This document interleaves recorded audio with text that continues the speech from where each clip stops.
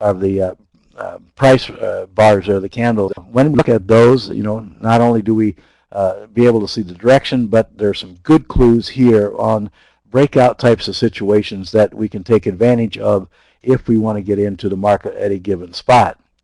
When we look at the start of this trend, of course, our trend goes back to roughly April the 15th, where it started in here, started to move up.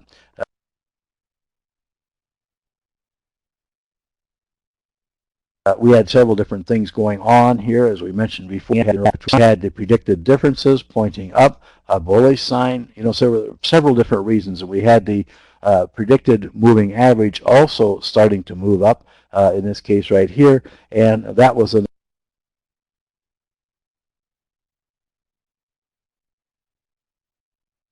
another bullish sign. For us right now is, okay, if it's back, and that's where the predicted highs and the predicted lows come in.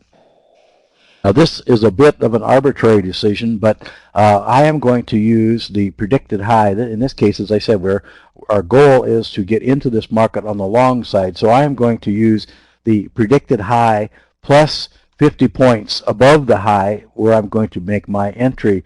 The only reason for adding the 50 points there is because, as you know, markets tend to kind of gyrate around a little bit.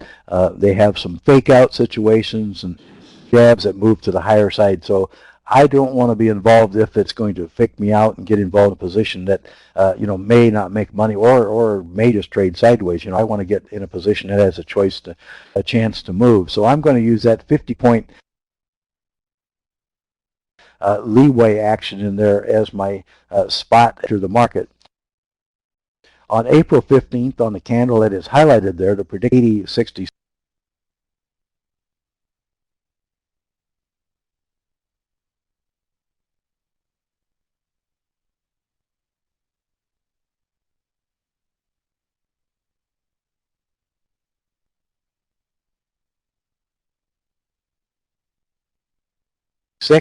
and so the buy point would be at 81.16, and the 81.16 market did take a couple of days to reach it, but at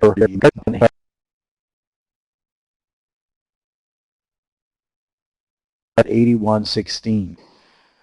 That came on after those kinds of things. I'm going to limit the amount of money that I'm going to trade. Let's say we have a $20,000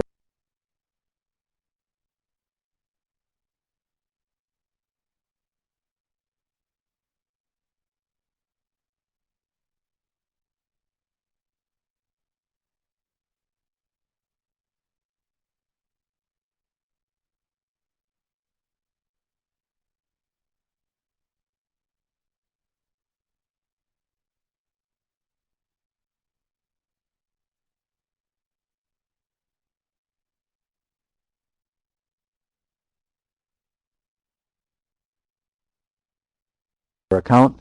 I am not going to risk that much in this particular case here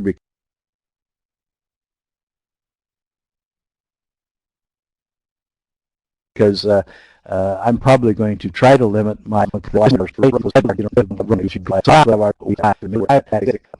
candles. There are some situations along the way that we're going to have to watch because our goal is to keep our stop, if we possibly can, below the predicted low, try to move it up as quickly as we can to below the predicted low. So our first stop is going to be on April 23rd. You can see we had the predicted low was on that day 81.42. So at that point, then I could move my stop up to 80.92. Again, I'm using only that 50 points there because that's all I want. But 80.92, it's going to keep me in. Then I'm going to be able to use my predicted lows, work my way up. On April 29th, I have the same type of situation where I have a predicted low, where I can then, the reason for moving the stop up is that as the market moves up, it's kind of like a trailing stop type. And if the market happens to turn, you don't have to wait for it to drop all the way back down to your entry point or whatever, but you can be stopped out with somewhat of a profit. You have also a situation as you follow along, and again, depending upon how much you want to commit to a market, in this particular case, as the market moves up, you're trading with the market's money. You might want to look at adding on to a position, adding another position on, and we have a situation in this particular case right here where we could have done that. You can see on that particular candle that we had there, that occurred on May the 3rd. The predicted high was 83.88, 82.78. We might want to add on a contract or two just simply because we want to build a position.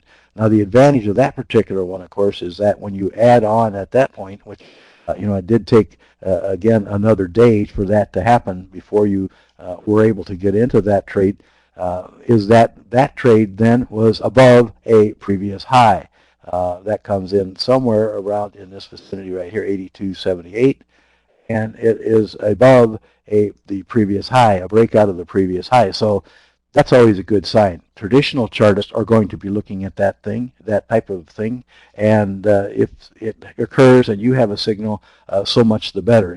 Let them help you raise that price up if they possibly can. Now, as we move along on this trade, and if we're in this trade on the long side, there is going to come a time in which we might, well, it depends, you again have a decision to make here. You still have some indications on this candle right, when we get to this candle right here where the steep setback occurs. We have a situation where you can use a predicted low, as we have done here, and have our 50